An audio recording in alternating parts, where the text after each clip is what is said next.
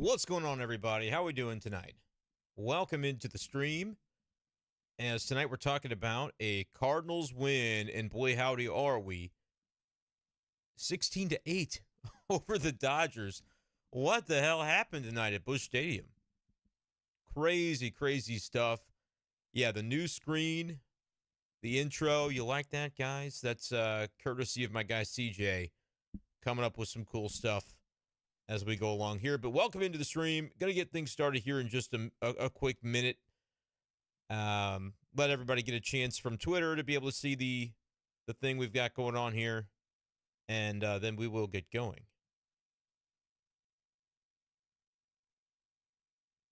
Now that we're here, go this way. Alrighty. Paul, welcome in. Felix, yeah, man. Excited about the intro and some other things we'll be able to do here. Ryan said he fell asleep a couple of innings tonight.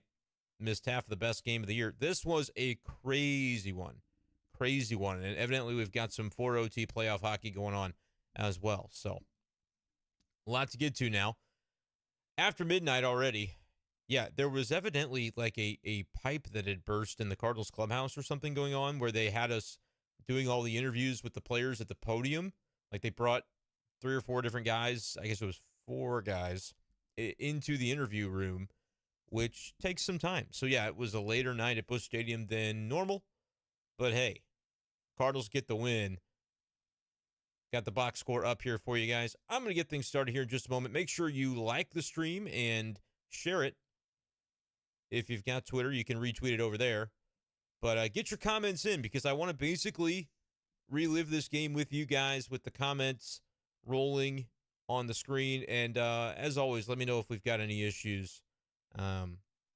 Introducing the new little live whatchamacallit, B-Shaped Daily live picture. Hopefully it doesn't cause us any issues in terms of the quality of the stream. But we know my computer, the machine that's running here is a special one, as we've had our issues before. So hopefully we have no issues with that, and we can get rolling here momentarily. Yeah, it looks like we're good. All right. I'm going to go ahead and get things started here in just a moment, but quick reminder, if you are not able to chat, it's probably because you are not subscribed yet to the program, and so if you would do so real quick, subscribe, and within a minute, you'll be able to chat your thoughts on tonight's game. So we're going to get started here. Let you guys know, too, once we get rolling, I'll have things available, Spotify, Apple Podcasts, etc. for tomorrow. So that's another way you can listen to the show if you miss part of tonight's live stream. But without further ado, I think we're going to kick things off here in 3, 2, 1. What's going on, everyone, and welcome in to this edition of B-Shaped Daily Live. As tonight we're talking about perhaps the game of the year for the Cardinals, at least so far, as they defeated the Dodgers 16-8 at Busch Stadium. You love seeing both teams go for 2, right? Isn't that great? Score the touchdown, go for 2. Cardinals win it 16-8 behind the strength of 7 home runs in this game. The Cardinals have never done that at Busch Stadium 3. That's a Busch Stadium 3 record. And the last time the Cardinals hit 7 home runs in a game, which I believe ties the franchise record, it was May of 1940. And the Cardinals did that. I should correct myself, in a home game. Cardinals hitting the 7 home runs in a home game ties a record set back in May of 1940 against the Dodgers, the Brooklyn Dodgers. That's how long it's been. A big night tonight offensively for the Cardinals. Wilson Contreras, couple of home runs, and this guy is more and more day-to-day developing into the heartbeat of these St. Louis Cardinals. It's astounding to see the difference that he makes when he is going the way that he is going right now, and how that energy that he brings to the table permeates the rest of that Cardinals clubhouse. And he had a big night tonight, as did Nolan Gorman against a lefty. How excited were you Cardinals fans to see Nolan Gorman getting not only the opportunity to start against a lefty, which, by the way, I don't think is anything that's going away anytime soon. This guy appears to be an everyday player based on the way the Cardinals and Ollie Marmol in particular talked about it tonight. But how much did you like seeing that Nolan Gorman getting the opportunity? I apologize that we've been showing the Dodgers box score here. No need to do that. Check out the Cardinals 16-8 win. Obviously, the 6 runs scored in the third, man, I have hardly ever seen anything like that at Busch Stadium. The Cardinals go back to back to back and hit a total of 4 home runs there in the third. Arenado gets his in the fourth. And then the 7-run eighth, man, which they kind of needed some of those runs based on the way things were trending. You had Freddie Freeman hitting a grand slam, getting the Dodgers back into it. They have another home run in the 7th. This was a 1-run game, even after all the fireworks and everything that had been going so well for the Cardinals offensively.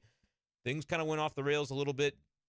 An error by Paul Goldschmidt. You almost never see Goldie make an error, but certainly not one like this on a ball that was, I don't know if it caught the lip of the grass or what it was. They were kind of speculating on the post game, and we didn't get a chance to talk to Goldie tonight. A lot of times you might be able to just ask a question like that and say, okay, I don't have a lot for you, but can you describe that play? But that was a situation where with the Cardinals clubhouse basically being closed off to the media due to a burst pipe or something going on in there, we ended up only getting a few players that came out that were requested. Oscar Mercado was one of those. Good to see him in St. Louis after being drafted 10 years ago by this team, and tonight he finally gets his first hit as a Cardinal. Not like he hasn't had big league hits before, but he talked about that one was special and said basically felt like it was something that he just needed in his life to be a Cardinal after the way it began. A second-round pick of the Cardinals, I believe it was, back in 2013. Goes to Cleveland in a trade in the July period, the trade deadline period of 2018, and had several solid years with them, but said this offseason he had some options for where he wanted to go, and as he was kind of taking stock of things, the Cardinals were the place that in his heart he felt like he really wanted to be, and to be able to join this team and join them right now with the way that they're playing. I'm intrigued by Oscar Mercado. The dude can run, and he showed himself pretty nice at the plate tonight, and even better on the base paths. What he's able to bring in that element, I think, is something the Cardinals might want to keep around for a little while, and so I would kind of run him out there with the way things went in left field tonight when Juan Yepez got his chances. You love Juan Yepez. He hit the big home run tonight as part of the back-to-back-to-back, but defensively, that was kind of where things started to go off the rails a little bit for the Cardinals, too. Mentioned the error by Goldschmidt that you almost never see. Leads to, ultimately, a big inning there for the Dodgers, and they find their way back into this ballgame. But the Cardinals slamming the door with a 7-run eighth, and my goodness, have you ever seen anybody so excited as Wilson Contreras was hitting that second home run? The entire rounding of the bases as he went from first to second to third to home was a celebration. The whole thing. And the celebration extended into the dugout as he said he was still celebrating and saying some coarse words, necessarily, is the way that he phrased it. When somebody on his team, he doesn't even remember who it was like, hey, Wilson, they want you. Like, they want you out there for a curtain call. And he's like, curtain call? Yeah, okay, let's do that. Like, he was so about it. The dude is an absolute showman and was able to come through tonight for the Cardinals, part of a 7-home run game for St. Louis. So I just want to get into the comments and see what you guys have to say about tonight's game. It was a very crazy one. And, hey, you didn't even need Ryan Helsley. Like, to think the Cardinals won this game by 8, and we were kind of wondering at a point, like, who's going to pitch the 9th? Oh, okay, they're comfortable enough to have Helsley warming. This is good. And then they don't even need him because they score 7 in the 8th inning. No Hells Bells tonight, but I don't think Cardinals fans minded it as St. Louis wins it 16-8. Paul says hello. Felix is enjoying the new intro screen. And if you missed the intro screen, basically it was kind of like my screensaver before I had the stream up and ready. Going to try to do that and then maybe see if I can get with my guy CJ. And I'm going to give you his Twitter account, by the way. I know that CJ does great stuff with graphic design, and I want to make sure that I give a shout out to him and everybody can give him a follow. And I'll get all the socials from CJ as time goes on. I can't find it right now, but I will make sure to do that because, yeah, he created this for me, and it looks sharp. It's right there in the bottom right of your screen if you missed it. It was enlarged at the beginning of the show, and now we have a little bit of razzmatazz to go with the stream. So appreciate you guys for giving that some love.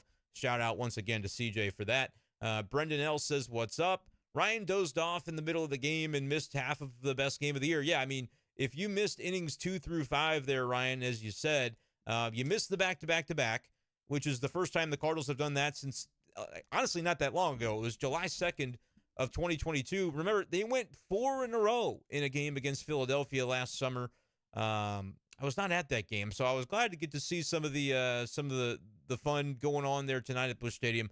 The home run party. Arenado ends up doing it. I mean, if you play bombs away, that C70 and Cardinals gifts on Twitter always put together in the first game of a series for Cardinals fans, which you should play. It's a fun, free game that gives you a little bit of excitement during the game. You pick who's going to homer. You pick the inning. You pick the direction the home run's going to go. And you get, points for each category that you get right. But you got to get the guy right first. But if you didn't get it right tonight, I don't know if you're ever going to, because the Cardinals had plenty of guys going deep. They end up with 7 home runs. It's just incredible what they were able to do to Julio Urias and the Dodgers. I mean, Urias comes in with a pretty good ERA, although above 6, I believe, on the road. So that's a guy who's a really good pitcher. Yes, he was on one of my fantasy teams tonight, so I'm not super thrilled about that. However, it is what it is. Raising the ERA to 4.39 for Urias, as you see there on your screen. We'll keep this Cardinals box score and the stat lines there for the batters up for a while, because it was all about the long ball tonight. We know chicks dig it, but the Cardinals, they dug it as well. Able to basically power the offense in that way. 12 hits, but they scored more runs than that because of the walks. Goldschmidt, you think, oh, not a great game for Gold. He had that error, He walked 3 times and ended up scoring on all 3 of those walks. Goes 0 for 2, but certainly raised the on-base percentage in this game. So just a really great game for the Cardinals to kind of assert themselves and continue to do so in the context of the National League at large. I believe I saw that the Cardinals are no longer the worst record in the National League. The Nationals must have lost to facilitate that, because I think coming into today, the Cardinals were still tied for the worst record in the league on the National League side. After all the wins that they've had, that seems kind of astounding to me. But hey, that's what the deal was. And I just wouldn't worry anymore, Cardinals fans. Like, honestly, I feel like, I know the pitching is maybe something that you might talk about from tonight. Was not Genesis Cabrera's night, and those things are going to happen from time to time. He's been really sharp for the Cardinals. Tonight, he very much was not sharp, and I was a little surprised to still see him in the game for the 7th inning, given how he looked at that time. And he gives up a home run and then was removed from the game. But it was one of those things where, with Helsley and Giovanni Gallegos going tonight, or last night, I should say, and the number of pitches that those guys threw, I just think the Cardinals had to be, a little selective with the bullpen usage. But Verhagen was able to come in. Hicks came in and had a very clean inning. And Chris Stratton ends up throwing the 9th. Helsley was going to come into that game. He was warming up, at least in the beginning, as things were going along there. And the Cardinals ended up going, yeah, thank you, Ryan, for your service, but we're good tonight. They win this game by 8. It was very much not a safe situation. And a good inning by Stratton, who has a 2.7 ERA right now. So a nice job by him. Adam Wainwright, it's a tough one, because he gives up 5 runs. But again, he was out of that 6th inning if you don't have the Paul Goldschmidt error that he almost never makes. Paul goes, it was Bill Buckner to a T. It goes right between the wickets there on Goldie. And it was kind of, earlier on to where the runs hadn't really piled up against the Cardinals yet in that inning. And so it didn't feel like it was a disaster at the time. But as that inning wore along, you were like, oh, boy, like, this is not what you want here. And Goldie, certainly was a guy that you don't ever see do that. And so he had to be kind of feeling the heat of that one. But the Cardinals picked him up, man. The offense, this is the thing to me. This is the takeaway from the night. Remember early in the season when I was the blowhard and the homer who kept saying, and people probably thought this, especially the way things were going for the Cardinals, I kept saying, this Cardinals lineup, the way they're constructed, I may have even said this back in spring. I think I did. The way they're constructed, the guys, the depth, all of it, this could be the type of team that leads the league in runs scored this season. If you've listened to B-Shape Daily for any amount of time, and you were listening early in the season or even back into the spring, that's something that you probably heard me say. And for a while there, guys, it was looking like that was a pipe dream, maybe wishful thinking for some of y'all out there. And yeah, this offense was just too inconsistent. It wasn't going to be done. But you're going to score 18 runs on a Monday. What was that? Was that Monday they did that? One of those days this week they did that. I think it was Monday.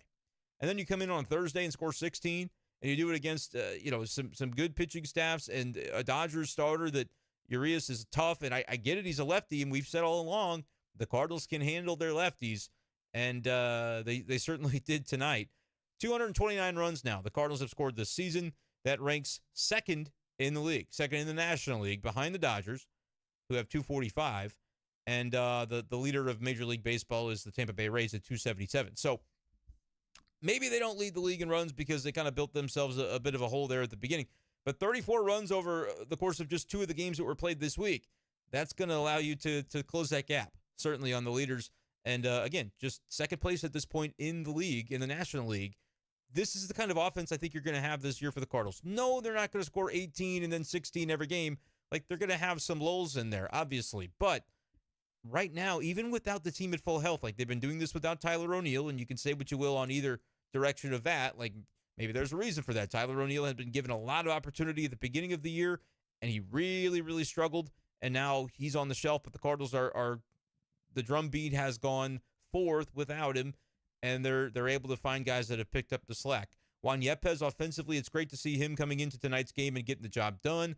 The circumstances under which he had to come in, not so favorable. Tommy Edman got the start in right field and made a really nice catch early in this game, but it was a ball that he collided on with Lars Nootbaar and took a bit of a shot there from Newt. Newt's a bigger guy than Tommy Edman, and Tommy took the full brunt of it, survived the process of the catch, survived the ground, as they say in the NFL, and so the catch stood. Nice play by Tommy Edman. But then as he's running the bases later on in the game, it's like the next inning, Ollie and the trainer come out to check on him because Ollie said after the game he was kind of bending over a lot, and it ended up being abdominal soreness that they said with Edman is the reason that they removed him. Ollie said he's day-to-day. Going to find out more, obviously, after his little powwow with the media there. So not sure on the status of Edman, but ultimately they did decide to pull him from the game after the base running there. Didn't have him take another at-bat. And Juan Yepez comes into the game. Really good to see that offense from Yepez. He's part of that 3-run, I should say the 3 in a row that happened there in the 3rd inning. But then the defense for Juan Yepez, a little suspect. I don't think the Cardinals can afford to put him in the outfield, and that makes it a really difficult situation. And I feel bad because Juan Yepez tries really hard, and he wants to be a better outfielder than he is. He just simply does not look comfortable, I think, is the problem. And so it's really difficult to be able to put the Cardinals in a situation where, yeah, you want his bat in the lineup when you can get it in there, but outfield's just not the way. And right now they've got Nolan Gorman, 2 home runs tonight. I don't know if that's 11 or 12 for him on the year or what it is, but he's got an OPS now over 1,000. I was asked a few days ago by somebody in this stream, could it be an MVP caliber thing that we're talking about for Gorman? He's up to 12 home runs on the season. Could MVP, if he's able to play against lefties and thrive? I said at the time, no, I didn't think that was really a realistic situation for Gorman because I figured when they put him in there against lefties, which we knew they were going to have to do eventually, I figured that once they did it, he'd kind of struggle. The numbers would go down a little bit and he'd come back down to earth in those games. Nope. Tonight, with a really nice piece of hitting off of Urias in his first at-bat, line drive the opposite way, floats over the shortstop and the second base umpire, nearly hit him into left center field for a base knock, and then this was a hanging pitch by Urias, I think 79 on the gun, middle, and he crushed it. But Nolan Gorman, I asked him after the game if any of the offseason work that he put in was related to, hey, I want to improve against left-handed pitching. He said not really. It was just more of a general focus to be ready for whatever might come to him this season. But I thought part of his answer was interesting, the way he sort of fixated on a little bit to say, I didn't have that many at-bats last year against lefties. So, yes, the numbers were kind of poor for him. The OPS was in the 600s. It wasn't like it was just abysmal for Gorman against lefties last year. But the Cardinals definitely catered away from that. And I think part of it wasn't maybe that Gorman was so bad against lefties, but it was that Albert Pujols was so good. And so he just wasn't very often getting those opportunities, and it just made sense from a perfectly placed platoon perspective. How's that for alliteration? That they weren't going to have him face lefties. This team has a little bit of that going on, but with the injuries and the things of the moment, no Dylan Carlson available, no Tyler O'Neill available. Those are 2 guys who from the right side can hit well against lefties, and so that changes the calculus a little bit. But I also think it's just a matter of Nolan Gorman has earned the opportunity to be an everyday player, and he's going to be moving forward. You're not going to see the platoons the way that you had with him early in the season. Like he said, it's not really something that he was asked to do a lot of last year, and so it's hard to look at a guy and say, hey, you cannot do this thing, when he didn't really get the opportunities to prove it in either direction. He was 0 on the season against lefties until tonight, but you got to realize this. He was facing those really nasty relievers most of the time when he was facing lefties so far this season. If you're 0 for 9, he had an at-bat against Wade Miley the other day when they gave him that first start against a lefty, But then Miley got injured in the game, and so he didn't end up facing him any further than that. So otherwise, you're facing lefty relievers that are generally specifically coming into a game to get Nolan Gorman out. And so that's difficult. And now he's getting the opportunity to be in the starting lineup. It doesn't matter the handedness. Sure, if you give him some days off, when you just like you do everybody, they're always eventually going to get days off. When you do that, it's probably going to come against the lefty for Gorman. But what he was able to show tonight, I thought was particularly impressive. And Ollie and the Cardinals seem impressed by it as well. He's now up to a 10-15 OPS, a 295 average. Nolan Gorman's a dude, man.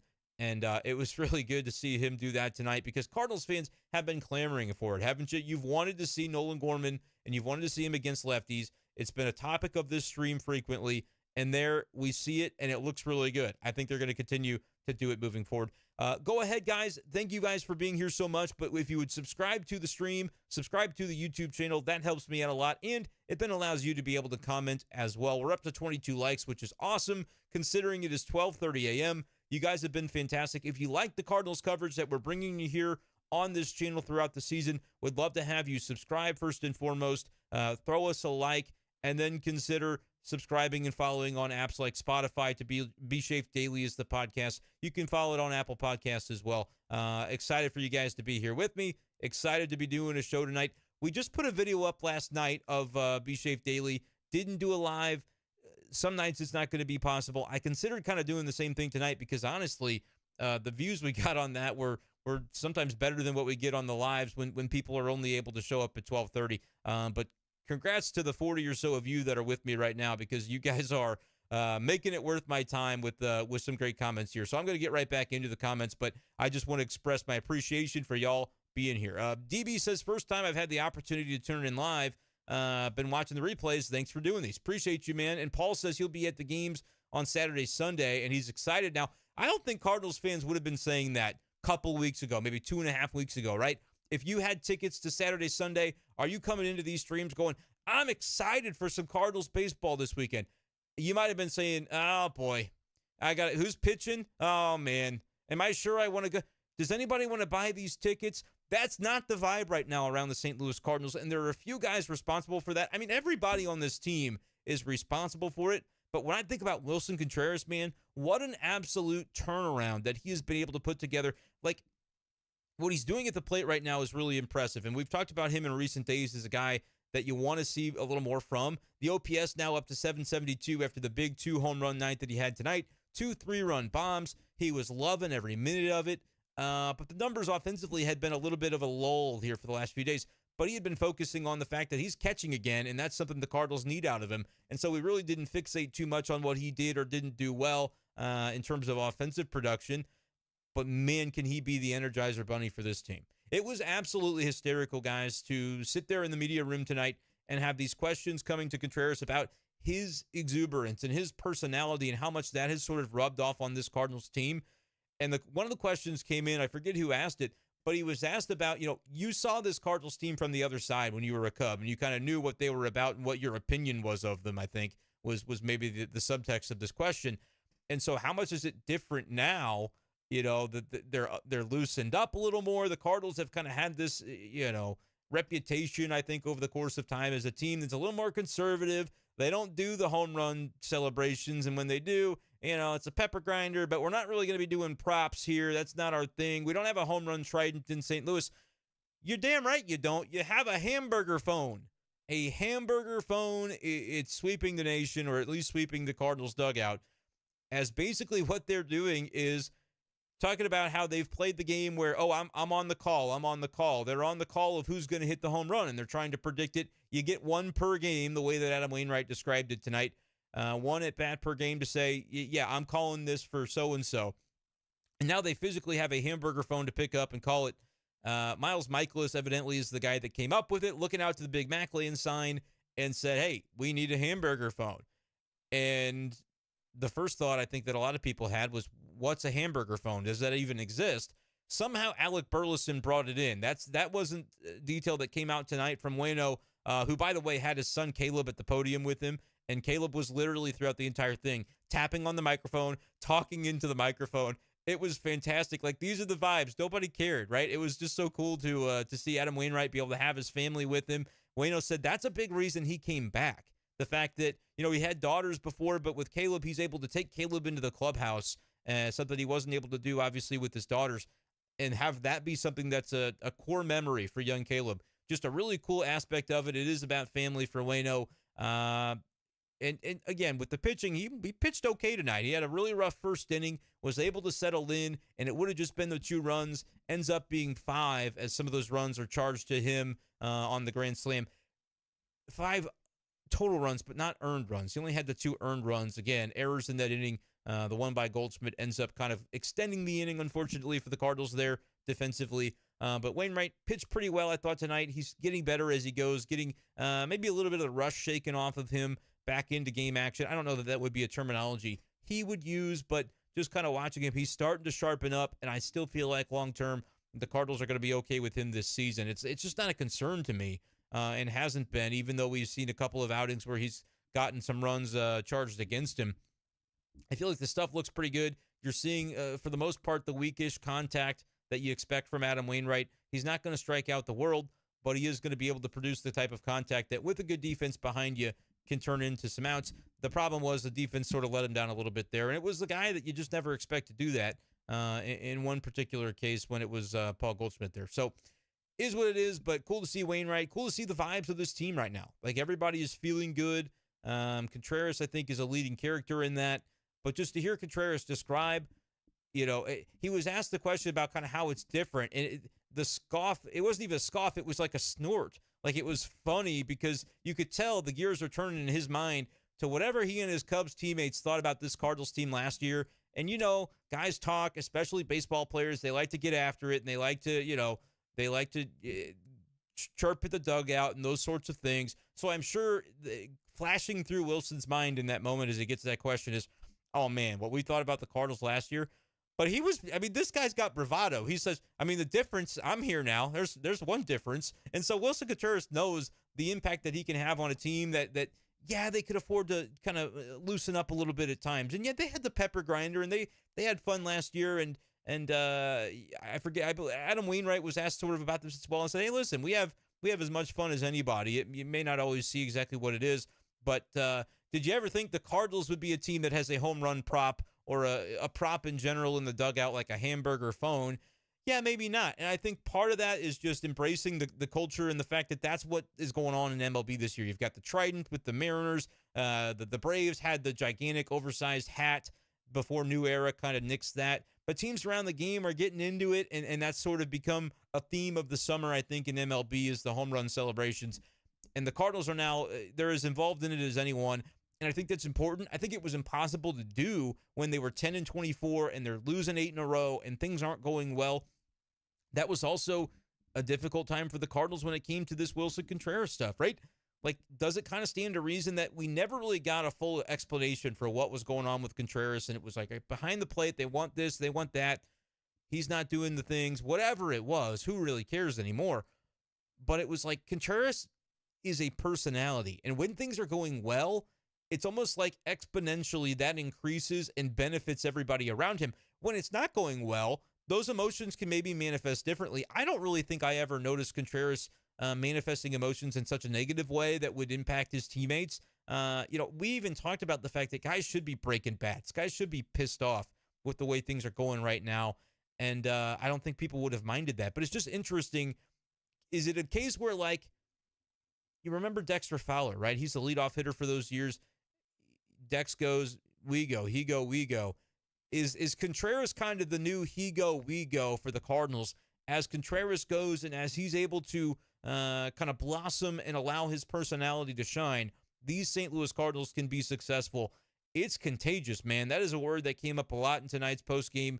It is contagious, the energy that he brings and the way he is, it might be, if he says it, it might be a little haughty of him, right? To assume, like, I am Contreras, I am this great being in the universe revolves around me. He's not saying that. But, like, we can recognize, I think, from the outside that, yes, he has an impact on everybody in that clubhouse. He was a marquee signing of the offseason. Everything has kind of pertained to him when it comes to as the sluggishness of this team was going, and we saw him removed from behind the plate and all the storylines that surrounded that, in just the same way that he was maybe at the center of some negativity around this team, not his fault necessarily, but he was in the middle of that for better or worse.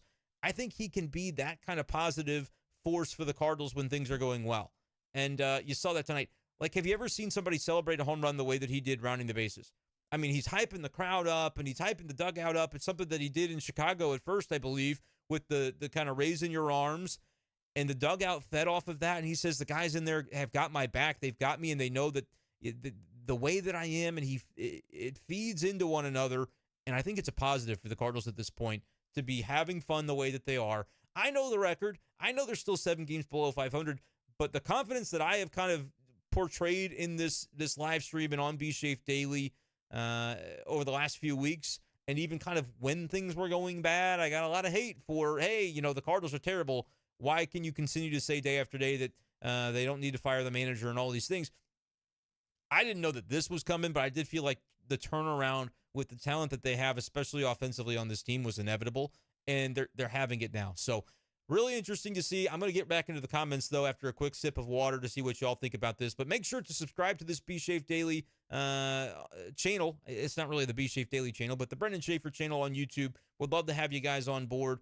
You'll be able to comment within a minute of doing so on the live chat, and follow on Spotify and Apple Podcasts as well. Hunter says, what's up? You think that Gorman's success tonight was more due to Urias being off, or has he turned a corner? Time to start him every day. Like, okay, the 79-mile-per-hour pitch that Gorman hit for a bomb was, it was a bad pitch, but you still have to hit it. And against a lefty, there could be a lot of things going through your mind. If you're doubting yourself or you're second-guessing yourself up there because it's a lefty, maybe that causes you to not be able to hit a meatball when you're given one. But Gorman is so locked in right now. I think, yes, Urias had a bad night, but that wasn't necessarily a bad pitch that Gorman was able to kind of fight off for a soft liner the other way in the first at-bat against him. I think he's just getting to where he's that good. Yes, he's turned a corner. Yes, he should be playing every day. He is going to play every day. This is not just some temporary thing. Ollie said this is not a one-off. Him facing lefties is not a one-off. This is something that we're going to, we need to see what this looks like for a little while. And so I think you can expect that moving forward, that he's basically going to be in there every single day. Now, will he bat third every day? Probably not. I think they like the look of Contreras batting in the 3-hole when they're facing a lefty. And then you'll have Gorman down at 5 or 6 or wherever they put him. But I think he's going to be in there, and I think that's right. I think that is right, given what he's doing. He's earning every opportunity that he's gotten, right? There are guys on this Cardinals team where we might have said, yeah, Tyler O'Neill playing center field. It's kind of like they bestowed him this position when did he really earn it? Well, he wants to play center field. Okay, that's great. Did he earn it? Do you think it makes sense? It didn't. It made sense for Dylan to play center field because he's the better defender in center. This is a different situation. This is, for real, Nolan Gorman taking every little opportunity. They knew he was going to be in the lineup every day, but he's moved up. He's now the 3-hole batter for the most part against righties, and against lefties, he's an everyday guy now. And I think that is a change that's going to continue until, if he struggles, then maybe you change that again. Or maybe you give him the sporadic off day against lefties. But for now, I think you're going to see him in there for the most part. And that's right. To me, that's the way that it should be. 27 likes is great. Can we get it to 30? That's my question. Reno was wondering if this was going to be one of those sad live streams. Glad it didn't go that way. Yeah. When it got to 9-8, guys, I was looking out there and I'm going, I don't know. I don't know who's going to close this thing out is the problem. Like, Verhagen's in there, and if he can have a good inning, great, but then you got to have Jordan Hicks do the same, and then can Hicks go 2 innings? I kind of thought that would be the plan until I saw Ryan Helsley's name pop up on the light bulbs out there in the bullpen. So they would have thrown him, and then we would have, who knows what he would have done. Hopefully had a 1-2-3 inning. But when it was 9-8, the vibes were not strong. They were not, the vibes of a 3 consecutive home runs back in the 3rd inning had dissipated with the way that game was trending. And the Cardinals were like, no, we're good. We're just going to do it offensively. Really impressive stuff for them to, like, the way it was described. I forget if it was Gorman or who said it, but they said, well, we weren't down. We were never trailing. And so it was never like a situation where we had lost that confidence. Still having that 9-8 lead is important. Might have been Wilson that said it. One of them said it. Mercado might have said it. I can't remember. But at any rate, it was like they were not trailing, and so they still had the confidence that, like, we're going to get this done. but to be able to do it so confident and emphatically, impressive stuff. This offense is for real. I realize the record, and I understand they've had some bad games, and they'll have some more bad games where good pitching can get them out, where bad pitching might be able to get them out too. That's going to happen over the course of a season. But I think right now you're just seeing a lineup that's deep enough to be able to minimize those kinds of nights and have more nights like this one. Maybe not 16 runs, maybe not 18 runs.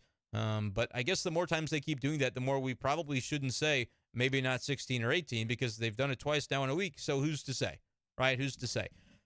B. Burke wants to know when it's acceptable to start clamoring for a Gorman 8-year extension. Only half kidding. I mean, I said that if you talk early extension candidates, and they've done this before, sometimes it ends up like a Paul DeJong deal where at the end of it, you're looking at it going, I don't know if this was the best idea. Sometimes it's Alan Craig that he gets traded in the middle of it, so it's not the end of the world. I would say there's two guys right now that I'm looking at on the Cardinals that are obvious candidates. It's Lars Nootbaar, because I think he's for real. He just continues to play in all facets of the game. And I think it's Nolan Gorman. Now, whether the individual wants a contract or they want to play it year to year and get what they can in arbitration and then get what they can in free agency, or at least force the issue where now, I have more leverage, because when you sign an extension at this point, you're talking about pre-arb years and early arb years that just aren't that valuable to teams. And so you may not end up with the type of contract that you think you deserve. And sometimes it just depends on the guy, what he thinks of what that's supposed to look like, to whether or not you can come to terms with the team on a deal. And that's not just specific to the Cardinals. That's anywhere in baseball. I don't know if those two guys would want it, but if they're open to it, I think the Cardinals should be considering it for sure, because again, and we just had this conversation within the last couple of days where I laid it out and I looked at this lineup for years and I said, Arenado and Goldschmidt, those are two guys that are in their primes, but they're in their kind of entering their mid-30s. Goldie's 34, Arenado's 32. Those guys aren't going to be around forever, but right now they're still at the tops of their game. I think both of them offensively are going to have great seasons. I know Arenado had struggled. I still believe at the top of his game. You've seen it over the past week. 6 home runs in 7 games? He's been fantastic. So I think that's something you can count on. All right. And I think the context of this the other day was Mason Wynn, because when you add him and you add Jordan Walker, okay, that's 4 guys that you expect to just be, I don't know if I can say bona fide studs about 2 guys who are still technically prospects. But again, expectations are there for those guys. Okay, add Nolan Gorman to that. Add Lars Nootbaar to that. You're up to 6 kind of bona fide dudes if Mason Wynn and Jordan Walker pan out the way that we think they're going to. All right, Tommy Edman. I know people are like, when are the Cardinals going to trade Tommy Edman so they can get Mason Wynn in here? I think that's the wrong attitude. Edman is still at a 798 OPS and a 274 average, and he's a good defender. I know the numbers this year defensively, not as good, not as strong for Edman with the way things have been going, but the guy is a really good defender. He's a Gold Glover in the past for a reason. I just think you don't count Tommy Edman out of it anytime soon. Oh, and by the way, Wilson Contreras is a thing as well. You just go the depth of this lineup. I don't know that there's a deeper lineup in Major League Baseball, and I didn't even utter the name of Paul DeJong, who's got a 923 OPS, another home run tonight. The 1 for 5 with a home run type of game is a very Paul DeJong game, but the Cardinals don't care. That's fine, because even if he has some 1 for 5s and some offers that don't end up resulting in a bomb on that night, it's okay for Paul DeJong to hit 230, 240, or 250 in terms of a batting average this year, because he can do that and still hit 25 or 30 home runs and have an 800, 825, whatever OPS. And that is what we're talking about with the Cardinals that I think could be so valuable about Paul DeJong. He's their 8th hitter. I mean, he is toward the bottom of the lineup for this team. Batted 7th today. Donovan was batting 8th. And again, Donovan's had a little bit of a struggle offensively this year, but he's still doing things every single day that helps the Cardinals win baseball games. He is a great defender, had a great diving catch tonight, reached base via walk and scored, had the base running play last night. Brenden Donovan is a winning player. The Cardinals have more depth offensively in terms of their position players than they have in my memory covering this team since 2016. And it's not even close. And I would even go back further to say that some of those years when they're competing for NL Centrals and winning World Series and all those things, did they have this kind of depth in any of those years at the plate? I honestly don't know that they possibly could have. This is a really, really deep lineup when it's going. And again, let me show you right now. I'm just going to go Dodgers OPS from tonight's lineup. 868, Betts is a dude. All right, Hayward, he didn't start. Freeman, 918, he's a dude. Will Smith is a dude at catcher, 991. Muncy at 943. Like, this is a lineup where the top-end guys in their lineup, they might be better than the top-end guys in the Cardinals because you've got 3 guys OPSing 900. You got a 980 or an 892 from James Outman and an 868 from Betts. That's 5 megawatt studs in terms of OPS and productivity. All right. The Cardinals, though, have Gorman over 1,000. They've got Arenado at 762, but that's not 762. Over the last week, that's 1,500, and it's going to be well over 800 before it's all said and done. So I'll pair Arenado against any one of those Dodgers pound for pound, and you add in his defense. I'm probably taking Arenado. Goldschmidt over 900. That's 3. Nootbaar over 800. So, like, it's Paul DeYoung. I got to mention him at 923. So that's kind of pound for pound. You talk about their top 5, and again, is DeYoung one of the Cardinals' best 5 hitters? Probably not, but he's performing like it so far. I'm looking down this, okay, Vargas and J.D. Martinez in the mid to upper 700s in OPS. All right, the Cardinals can match that with a Contreras at 772. Donovan should probably get there eventually, but I'll throw Edman out there at 798. Like, they're comparable to the very best lineups in the league because the Dodgers have one of the best, and the Cardinals are right there with them in every regard. And the depth of it is what is so impressive to me. You've got Tommy Edman, and most of the time he's batting 9th for this team, OPSing near 800. Like, this is a really, really deep team, and that's without Tyler O'Neill performing to expectations. That's without Dylan Carlson healthy and performing to expectations offensively. It's a really good lineup, guys. That's the bottom line for it. And by the way, Mercado, I mean, he goes 3 for 4 tonight, 3 runs scored. He is going to be kind of like a hashtag everyday Oscar thing for a minute here. I'm not saying it's going to be forever, but that is exactly the kind of guy that if he's putting the bat to the ball, his speed does the rest. That's what he said. I came into tonight trying to just let my legs carry me to be able to contribute to this team. He scored on a wild pitch from third. He stole a base. He got some base hits. I mean, Mercado scored 3 runs. This guy has a skill set. I'm not saying he's going to do what he did tonight every time, but this would have been called the Oscar Mercado game if not for the 7 homers. Like, what he did would have been headline story. It would have been all we talked about. But because of the home runs, it gets buried a little bit. He goes 3 for 4. He scores 3 runs. He steals a base. He scores on a wild pitch. He plays really good, solid outfield defense. Mercado should be almost a direct replacement to all the things that we liked about Dylan Carlson in the Cardinals lineup that made him a hashtag everyday Dylan guy on this stream. We should be saying the same things about Mercado and add the fact that he can run. Dylan, kind of a mid-tier athlete, upper medium athlete.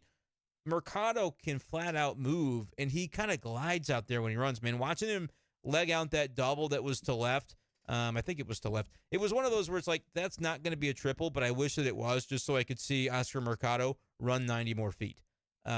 He is an exciting player, and I get it. Over the course of time, his bat has shown to be not, he's not a superstar offensively, and maybe is not even a starting player offensively. But with what he can do defensively, I think he's got a lot of those similar characteristics of a guy that I would go ahead and play him, man. I'd go ahead and run him out there, especially with what you're seeing defensively when you're dealing with a Yepez. And Burleson actually came in as a defensive replacement. Like, if you're in a spot where Alec Burleson is a defensive replacement and it is 100% the right decision, some weird shit happened in that game. Like, that is what you know for sure. It was. The Cardinals brought in Yepez. They're like, man, we don't need to really take him out because we're up so much. And, like, yeah, defensive replacement in a 7-run game, who cares? But then as things started to tighten up a little bit, Burleson comes in, and, of course, the ball finds him right away. He makes 2 catches immediately. And he does okay out there. Yepez, it just didn't look right. But I look at kind of that in consideration with what I saw from Mercado. And yeah, his lifetime slug is 390. His OPS is 681. It's nothing crazy. But, like, when you know you're going to get the speed and you're going to get the impact defensively, that's what, at least the impact defensively when we think Dylan Carlson, that's kind of been the point the entire time with him, right? Like, the bat, he's 24 years old, should be able to come around, give him the opportunity. Mercado's not a young pup anymore, drafted 10 years ago at this point. But for me, it's like he still has that skill set that when you're kind of in a little bit of a influx situation right now, constant in your outfield for a few days. I'm not talking about for a month, but give me a couple more days of Mercado to see what it looks like. Because if he's that offensively, Is it sustainable? Probably not. But if he gives you that for any length of time, you take it if you're the Cardinals because you know the defense is going to be there, and that helps out your pitching staff that has obviously had its issues this year. Corn says, I feel like we're calling every game recently the game of the year, and it's not exaggerating. Yeah, like that's I just thought when I said that phrase, like, all right, Brenden, like, tone it down a little bit, dude. Not every game's the game of the year. Come on, 7 home runs in a game, that's got to be the game of the year so far. I'm not saying they can't pass it up, but for now, that's got to be the game of the year, at least for the time being. Allison says, wow, what a game. And it was indeed. And, yeah, Corn mentioned it. I have already talked about it, but defensive replacement Alec Burleson is not a universe that I thought we'd be living in, but that's where we were tonight. And, again, it was 100% the right move. It took an injury to Tommy Edman, which if he ends up on the IL, I got to think about this. If he ends up on the IL, I don't think that Mason Wynn is the guy you call up because it's going to be temporary. It's going to be short-term, hopefully. Hopefully he just kind of got the wind knocked out of him and it's going to be a little sore, but he's able to stay in there and not need the IL. But I had said if Edman ends up on the IL, you bring up Mason Wynn that day and he's your starter. But Edman's an outfielder right now. Like the way we have to view this roster, I've lamented it enough that they told him he was going to be the starting shortstop and then he's not. And it's like, is anybody going to talk about that? I bring it up from time to time. He's in the outfield because they got to keep his bat in the lineup. And he plays a good outfield. I mean, he did it tonight with a diving catch that caused his injury. Would have liked to have seen somebody call off the other, but it was a very long run for both guys. And so I don't know that that's one that you can really be like you're upset because easily it could have been an injury that's very bad for both of them. And that's the worst case scenario for a team with 2 outfielders already on the IL. But I think it's one of those things where it was such a far run for both of them that they were just balls to the wall trying to make a play. And the communication was lacking a little bit. Luckily, it did seem like Lars pulled up a little bit at the end because if he doesn't do that, I mean, it's a much more serious collision for both of those guys. But they came in with some mustard anyway. So, yeah, that kind of was what it was. But, yeah, for right now, I almost wonder if you would say Jordan Walker could come back and play outfield every day if Tommy Edman did need an IL stint. But then you're sort of dealing with the defensive ramifications of that again, which I don't think long-term you can worry about. Like, Walker's going to have to be an outfielder, and he'll have to learn how to do it. I give him some grace because he only started as an outfielder late last season when the trade happened of Harrison Bader to the Yankees. That's like the catalyst moment that is what sent him into to outfield mode instead of third base. He'd been playing infield his whole career, really, prior to that. But, man, it'd be interesting to have Walker as a part of this. Like, I feel kind of bad. Like, Jordan Walker was a part of this team for almost a month and through some rough times, and now they're having some good times, and he's not even here. I don't know if Tyler O'Neill was there. I didn't see him. But, again, we weren't in the clubhouse tonight, so that's not, necessarily indicative of anything. But it's like it's interesting to think about who's not here when things are going this way. But anyway, the vibes of the guys that are there are pretty strong right now. We'll see about Edman, though. But Korn mentions that Mercado looked awesome, and he did. And I'd play him. I'd play him kind of like in that Dylan role where you say, the defense is going to be there. The speed, like he's a guy that he gets on first base. I'm expecting him to steal second. Just like with O'Neill, just like with Edman. I'm looking at it going, pick your pitch, but you need to be going. Like that's the aggressiveness the Cardinals need. And then there's play where I think he scored twice on, one was a wild pitch, but the other one was technically ruled as a stolen base of home. They initially called it a fielder's choice, but they ultimately changed it and gave him that stolen base. I want to make sure that's right. Yeah, he had 2 stolen bases, stole home off of Bickford. What actually happened was Goldie from first was stealing second base, and the throw went down there. Instead of just letting him have it, they're like, we'll go get him. The throw gets away, though, and that allows Mercado to score, which the reason I think they gave him a stolen base is because they deem he would have scored anyway. If it's a perfect throw and then they cut it and throw it back to home, they still think he would have been able to score, and so that's the reason, I guess, that they changed it to a stolen base. But, like, that's what he does, and I think that's valuable in a lineup for a team that we've been begging for that, right? We've been saying, have more of those kinds of plays and those kinds of players take advantage of their skill set. Mercado's got it, so I would like to see more of him. Brandon loves the fire that Contreras brings. Yeah, it's It is electric. It was electric tonight at the ballpark. Gorman MVP. I'm kidding, am I? Were you the one that brought that up? Jesse, we need to cook is the screen name there on that comment. Yeah, I knew somebody had brought that up the other day, and I kind of poo-pooed it, but only because I thought he'd maybe have a little bit of growing pains against lefties. But he's up to 12 home runs right now. Like, there's no reason he can't hit 35 or 40 if he continues on this trajectory. Incredible stuff. Does the pitch clock ruin the celebrations? Yeah, Arenado got a strike assessed, I think, after the curtain call from Contreras. Yeah, they're a little too anal about the pitch clock in those situations. I think, like, the spirit of the rule is that's what it is. But baseball should know that it's good for baseball to have these sorts of things. And so stop getting in your own way if you're baseball. After a moment like that, if there's a curtain call, like, okay, give the guy some extra time. Have the umpires have the discretion to be able to do that and not have it be such a hard and fast rule would be my preference. But, you know, baseball gets in its own way sometimes, and that's what happened here. Ryan doesn't remember much about Mercado, but at one point, wasn't he supposed to be him and Tavares holding down the outfield? I mean, Mercado was like I said, I think it was a second-round pick in that 2013 draft. And so, like, with a pedigree like that, yeah. What happened ultimately, though, and this was around the time, like, I think the Cardinals traded Tommy Pham this same day in July of 2018. Yeah, second round pick, 57 overall there in 2013 for Mercado.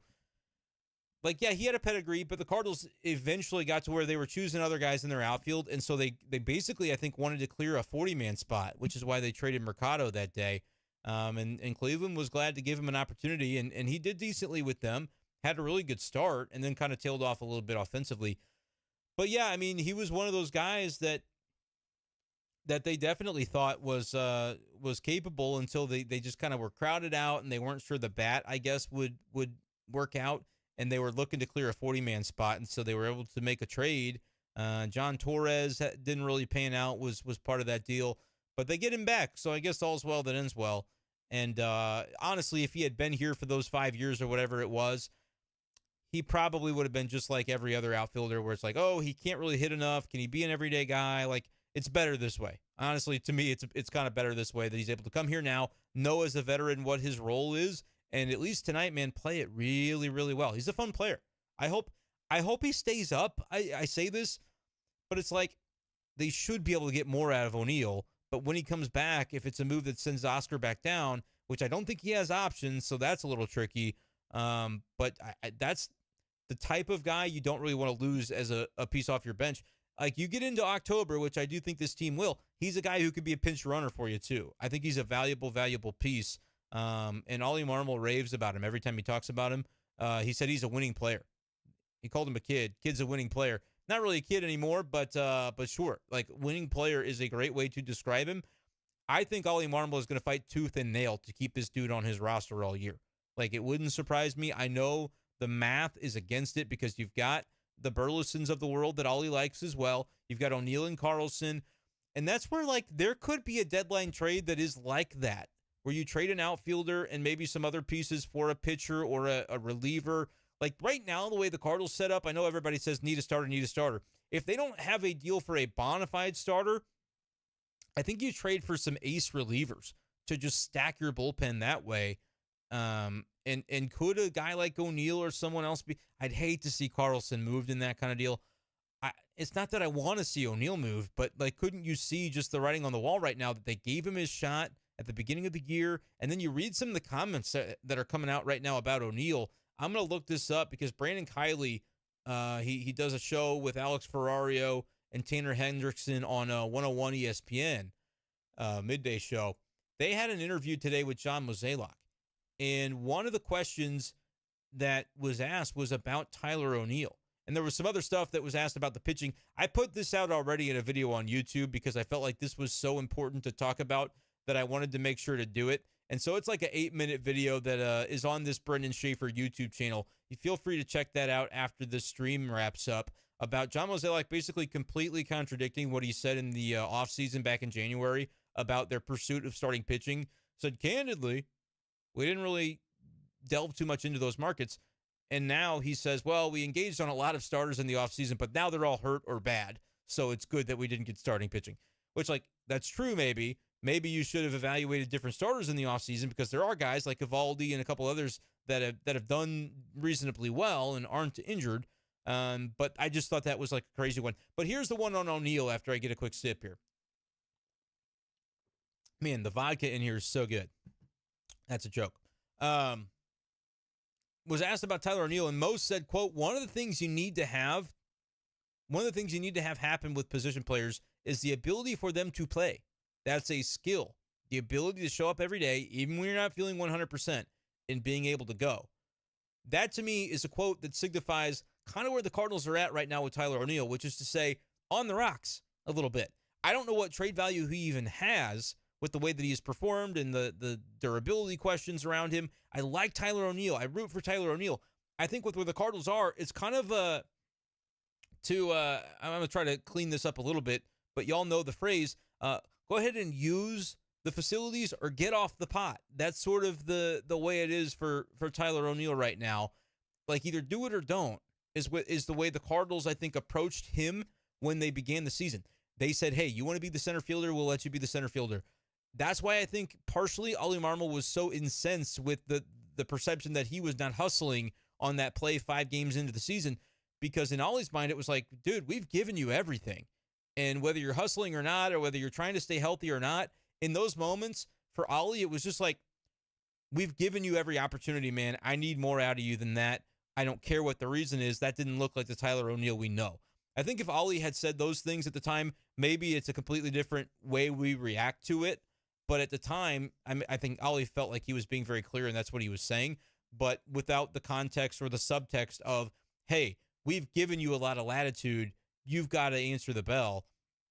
Right now, the Cardinals, and it's hard to hold against the guy when he's hurt, but when you're hurt as often as O'Neill has been throughout his Cardinals career, it's kind of like, hey, we need you available, man. When can you start that rehab? And, of course, it comes out this week that he has had a setback. So that's kind of the tricky slope there for Tyler O'Neill and what his role could be. And that's why I look at a Mercado, and it's like, is Mercado the upside of Tyler O'Neill offensively? Absolutely not. But is he available right now? And is he providing the spark to this team? And can he do a lot of the other things outside of the batter's box that Tyler O'Neill can do? He can. He can, guys. And so that's why, I mean, I would say if there's a guy that it wouldn't shock me if they traded him, it would depend on his trade value and what they could get and whether it's a sensible deal. But, I mean, O'Neill would be on that list. I think Carlson's on that list. If other teams perceive that the bat can come around for him, then he would have enough value to justify the Cardinals moving him. If not, he's still hashtag everyday Dylan to me until further notice. But it's just right now he's injured, so we can't really look at it that way. Adrenalized 87 says this: hey, Brenden, love listening to you on the big show after work each night. The Cardinals offense is great. We have a better run differential than the division leader. Just need more consistent pitching. Yeah, like, we got to remember, the Cardinals gave up 8 runs tonight, so that is something to keep in mind. The pitching is still work in progress potentially, but I think it was a one-off game by Cabby where he's gonna get it back. And Waino was fine, but the errors kind of cost him.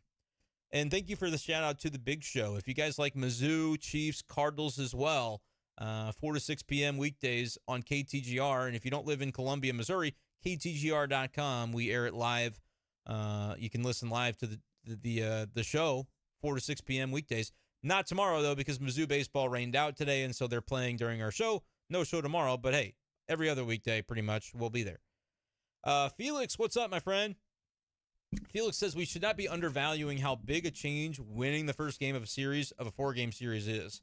Or he should say, he did say, not he should say. I'll tell you what he did say. I'm the dummy here. How big of a change winning the first game of a series for 4 consecutive series is. You're bound to find losing stress like we did when you can't win the first game. Yeah, that's kind of why I thought that comment from Ollie that sort of got some play early in the season when they hadn't won the first game yet of a series. He said, we really don't, worry about that or look at it that way. We want to win every game, is what he said. But I think there is that extra layer to it of it buys you margin for error, right? Like when the Cardinals have that big win on Monday over the Brewers, and then Tuesday they don't really get it done with runners in scoring position, and they kind of taper off a little bit. That's unfortunate that happened, but it bought them margin for error to say, hey, we at least got that first game. And then even though it is Corbin Burns that you face on Wednesday, you come out and you're able to get a win against them.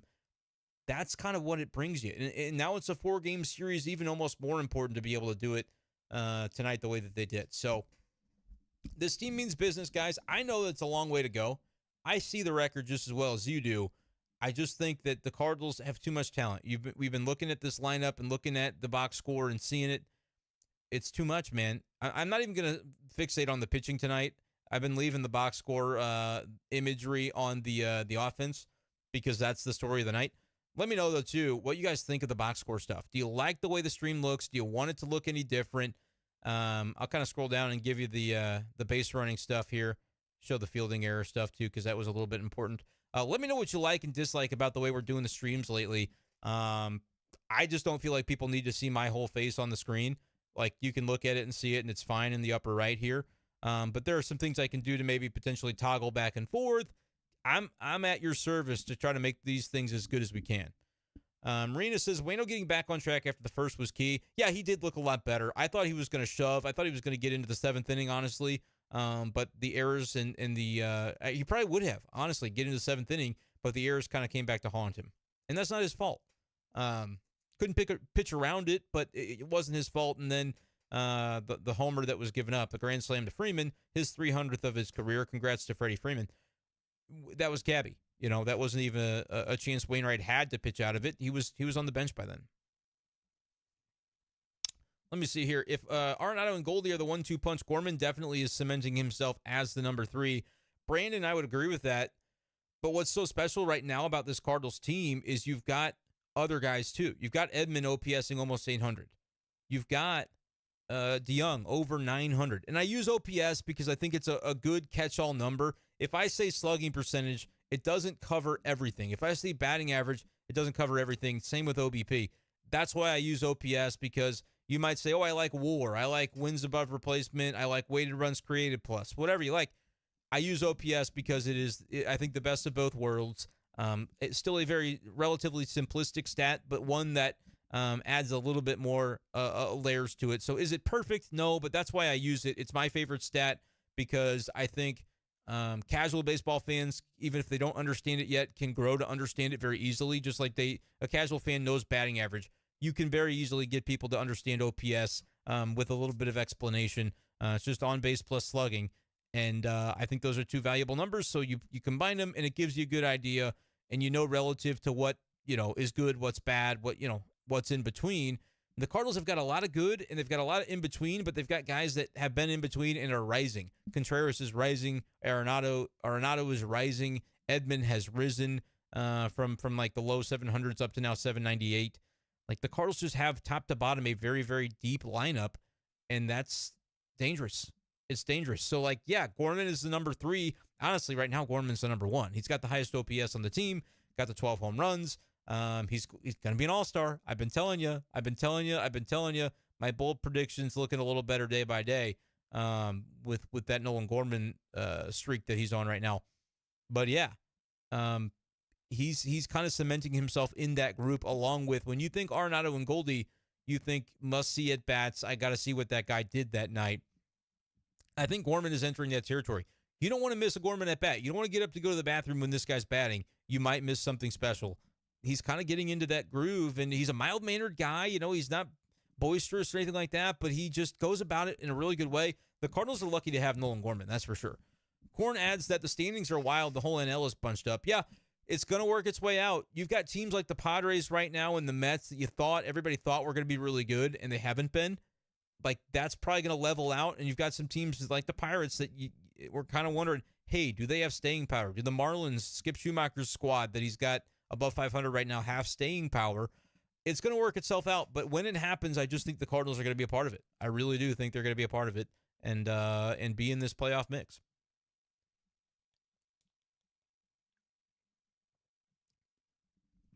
Phillips says it's all coming together with the staff and the bats.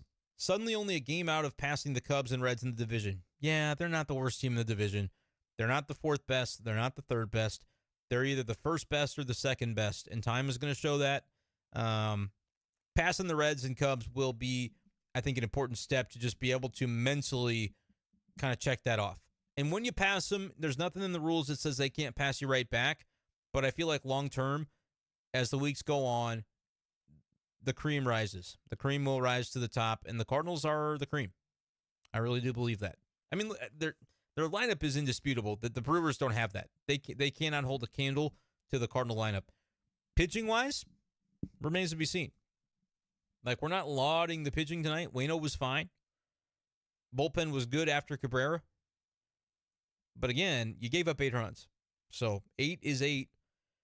We got to kind of see what that looks like. They've had good starts this week. Waino's was another one. Waino tonight was like Jordan Montgomery the other day. Like, fine. If the offense supports you, you don't notice it, and it's not a negative. That's what it is for Wainwright today. Montgomery, he said he was pissed off. He's the only guy that was pissed off all week, I think, for the Cardinals because he couldn't get the win for his team that he wanted to. And even though he pitched decently well, they didn't get it done.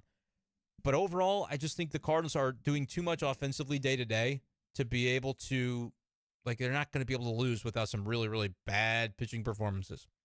And I don't think that's what's going to happen. I think they're good enough for the, we've said the entire time. We talk about this a lot on the Big Show. What's the identity of this team going to be? It's to slug you. It's to outslug you and to win with their offense. They're doing that, and I think they're going to continue to do that. If you add pitching and make it a strength, I'm not saying add by trade. I'm saying if you turn the guys that are here into a strong rotation and that ends up being a plus instead of a negative, this team is going to be really, really difficult to stop. They just are. Grand Slam Scotty says, good morning, Brenden. Another glorious result to wake up to. I feel like I'm going to have to not watch any games anymore as we seem to be raking since I stopped staying up late. LFG Cards. Nice comment, Scotty. Appreciate that. Blue Jays Rock went to the game. Best game ever, he says. It was a fun one. And Arena's going tomorrow, which is now tonight because it's so late in the morning at 1:18 Central. You guys are great for sticking around. I mean, only over 30 of you hanging out with me at 1 in the morning is freaking awesome. Appreciate you guys for being here. But Rena says, I'll probably only score 2 runs. I think Steven Matz goes tomorrow. Yeah, they're losing 3-2 for sure. And everybody's going to be like, Matz was terrible. And I'll be like, no, he went 5 2/3 and gave up 3. He was fine. They just didn't score. It's like Monty on Tuesday. We'll have to see. And by the way, probably not a live. I appreciate y'all for being here for this one. The lives are going to be a little bit scarce for the next few days because even though the Cardinals are at home, the timing of it is terrible. But anniversary trip with my wife. I have gained permission, though, to continue posting on YouTube. So whether the videos or not are live, we'll still be doing Be Safe Daily. So make sure you're subscribed to the YouTube channel because the videos will be posted. The Spotifys will be Spotified. So we'll continue with the Cardinals content because I can't just walk away. Even on a trip right now, there's too much going on. There really is. And the other thing that's going on is I got to get to 1,000 subscribers on YouTube. If you know a friend that likes Cardinals content, send them my YouTube page. I'm serious. This sounds like a little bit desperate, but I'm getting closer to 1,000. And that's when, if I can start to make a little money from the page, it's like, I won't even mind staying up till 3 a.m. It doesn't even matter. It's fun to me at that point to be able to make a little bit of money for it. Right now, I've got Patreon up, and I've got a few patrons there that do a great job of supporting me over there, and I try to throw those guys some bonus content. It's patreon.com/bschaefer12 if you want to support me that way, like $5 a month. That's kind of the lowest tier in that. But what I would love to be able to do is just get the YouTube going to where we're just making money from that, and I don't even have to worry about, say, subscribe, which, I'm always going to be doing the Patreon because I want to be able to give you guys bonus content that way.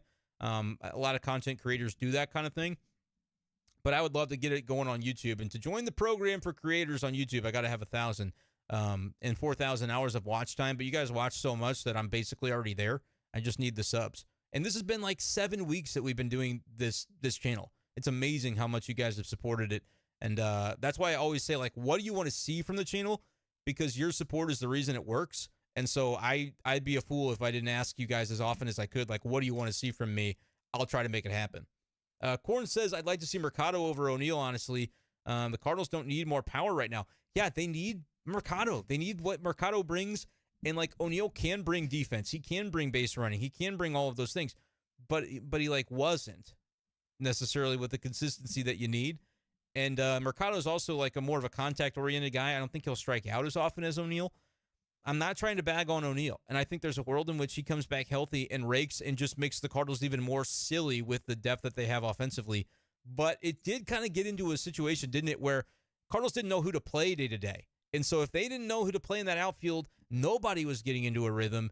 And now it's just like you've got infielders playing in the outfield, but it doesn't even matter because everyone's vibing. And that's okay.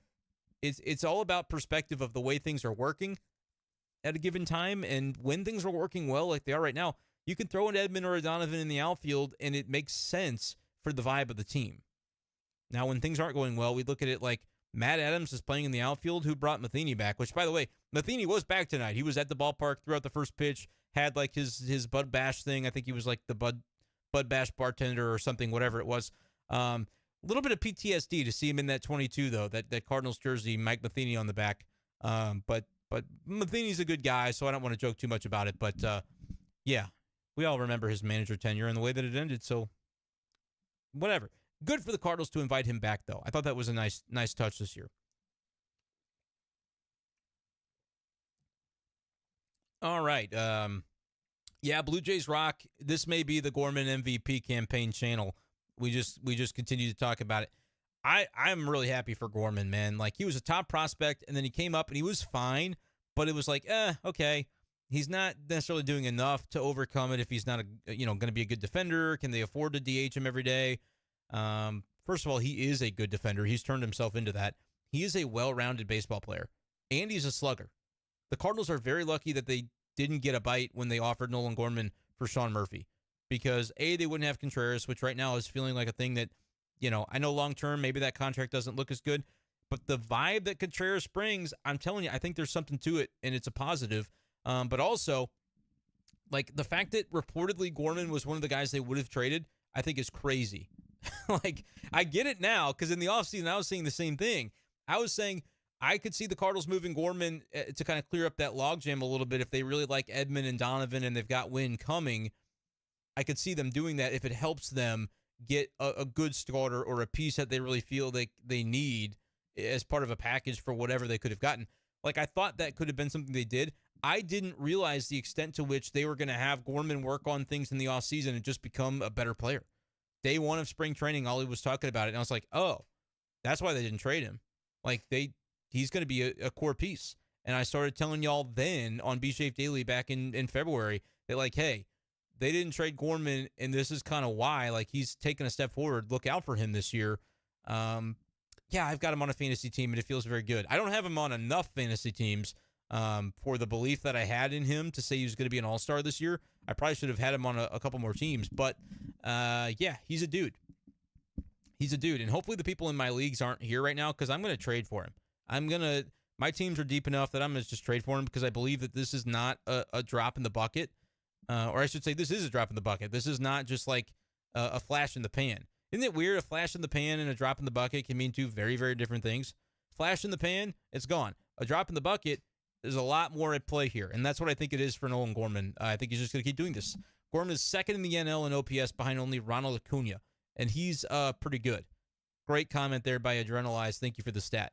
Max says, just dropping in to leave a like. See you guys around. Max, appreciate you. Hope you catch us on the flip side, being able to watch this on the replay on YouTube. Or, hey, maybe you just want to go audio as you take a walk, because I know the YouTube app doesn't let you open, it doesn't let you walk around with it in your pocket. You got to close the phone app, and then it's like, oh, it's not on there unless you have, like, YouTube Premium. Spotify, listen on there, and you can have it that way. By the way, would it benefit anybody to have me put the video version on Spotify? Because I can do that. Spotify will let you do that now, but I think it's just a little bit of extra work for me. But if people are like, yeah, I'd love to be able to watch on Spotify, I can do it that way as well. I just think it's cool that you can put it in your pocket and you don't need to, like, have it open like you do on YouTube. So to each their own, but that's kind of another thing I'm looking to do. I'm content season. I told you guys that I would be. I told you guys back in, like, February, like, we're going to do it up this year, and I'm killing myself to do it, but it's been a lot of fun. Anthony said, loved your opinion on Mo interview on 101 ESPN. Anthony says Mo is a damn joke, which I don't believe that he's a joke, but he did completely contradict himself. And I like Mo, and I think he's a good GM, good Pobo, but he literally contradicted himself. And is that like he's just, like, here's the way I read that whole pitching thing. And go check out, it's an 8-minute video that I put out on YouTube. It's on my channel. When you're done with this, you can check that out. And that's like what I'm trying to do too. A lot of the content that's on the YouTube is B-Shape Daily stuff, but I'm going to be doing other videos like that where, like, I have a topic to riff on. It may just be an audio only where I slap a picture on it, but I went for 8 minutes and I just kind of told you what I thought of that today. If you like that kind of content, let me know, and I'll continue to do it. Again, at your service, guys. But Mo did completely contradict himself. And I've got BK's Twitter pulled up here so I can find what the quote was that he said today. Was, by the way, the Liberatore thing is weird too that came from that interview, that they might put him in the bullpen and then stretch him back out again and be a starter later on. I think you start him in 6 days from now and you just leave well enough alone. The dude has been, he was nails for you yesterday. But anyway, trying to find this now from Brandon Kiley. Unless he deleted it. I don't even see it right now. Basically, what Mo had said was they weren't really sure. I'm sorry. I'm losing my train of thought. I'm going to find this real quick. There it is. BK's tweeted this out, and Mo said on the approach to starting pitching in the offseason, quote, I can say this, there were a lot of starting pitchers we were engaged with in the offseason, and I can tell you that almost all of them are either on the IL now or are not pitching well. That's John Mozeliak today. What he said in January was, candidly, we weren't very involved in those markets. The markets that were shortstop and starting pitching. They didn't pursue them, is what he said back then. So that's not like the end of the world, and you could look at it two different ways and say, all right, did they pursue them? But in January, he didn't want to admit it because they failed to get anybody. And now that all those guys that they were pursuing are either injured or are pitching bad, that it's easy to turn around and go, well, we really tried to pursue him, but all those guys are bad now, so you can thank me that we didn't get them. It's kind of a tired, it benefits the storyteller, right? To be able to say, oh, we didn't do it. We think we've got enough. And then when, like, maybe the rotation looks a little bit suspect and all the other guys you happen to, the Carlos Rodon, they're probably looking at him, a couple other guys, they're not doing it right now. You can look back and say, see, we were smart not to go get him. Come on.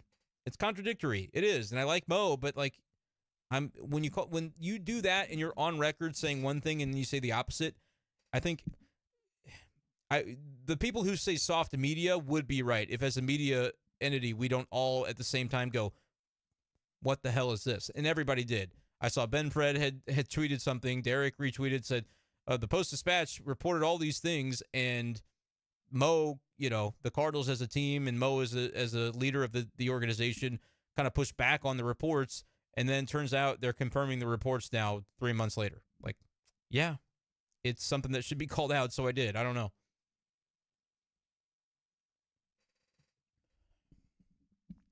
Brendan L. says, imagine if we, and by the way, I don't say we about the Cardinals. I cover the team, not a fan, but when I say your we's, I'm just reading what y'all wrote, so don't give me crap for that.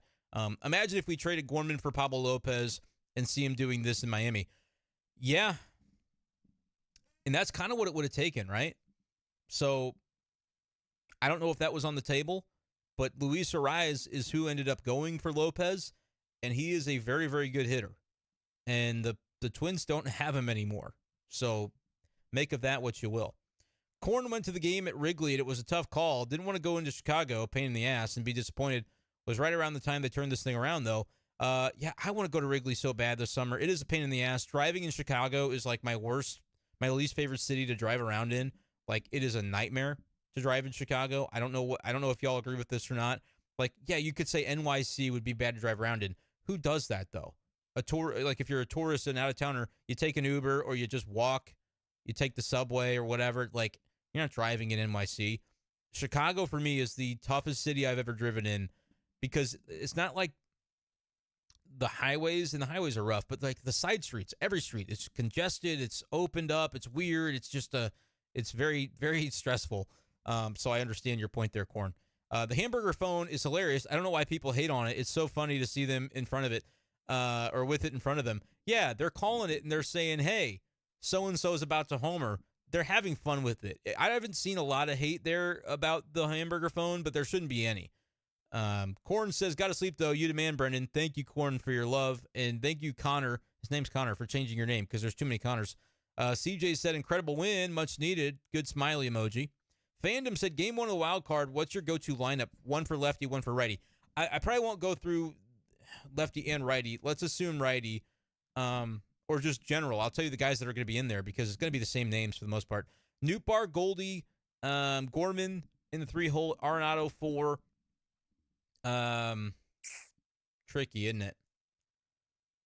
Trying to think here. Contreras 5, of course. 6th. I mean, right now, doesn't DeYoung have to be in there? Maybe Edman. Edman's 9th. Edman will probably be 9th.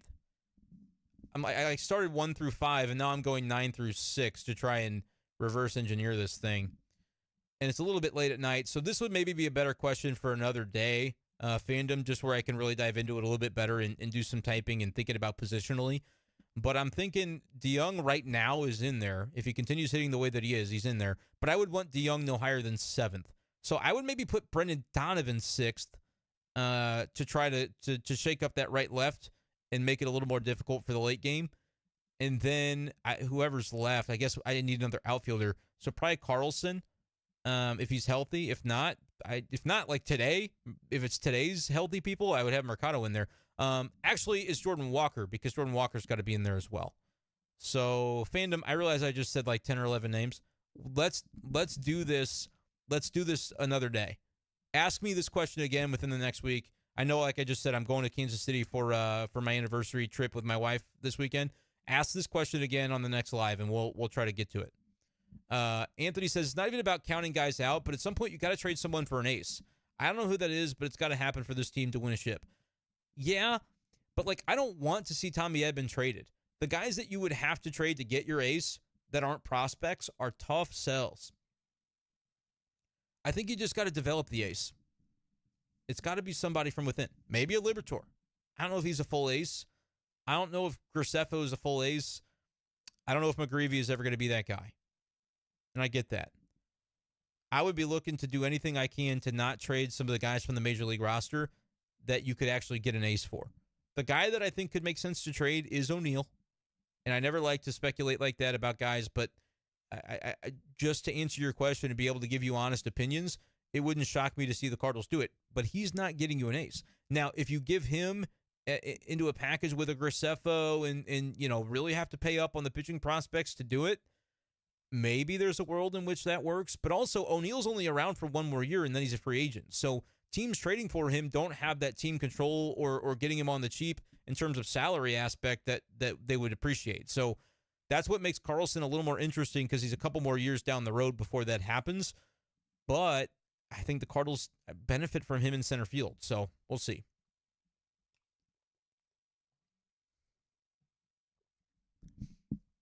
The question Ryan's got is one my dad asked me today. Could the team do something weird and creative and not announce the starters and just screw with the rotation, but guys know internally if they're up in 5 or 6 days? Seems like it upset the Brewers. The Dodgers did this a couple of years ago, and people didn't like it. It's gamesmanship. It's okay to do once in a while. And it's not like the Cardinals did it. Like, Ollie announced to media members Tuesday night. So it wasn't like they didn't know the next morning waking up that it was going to be that way. But, yeah, I mean, I think you can do it. But is it something that looks kind of sketchy and just kind of ugly to do? If you're winning, you don't care. Like, if you're Wilson Contreras and you're winning and you can, like, literally get a broomstick out and slap the broomstick on the ass as you ride around the field celebrating your home run, and it's like people might get pissed off, but it doesn't matter because you're winning. So, like, they hate you because they ain't you sort of thing.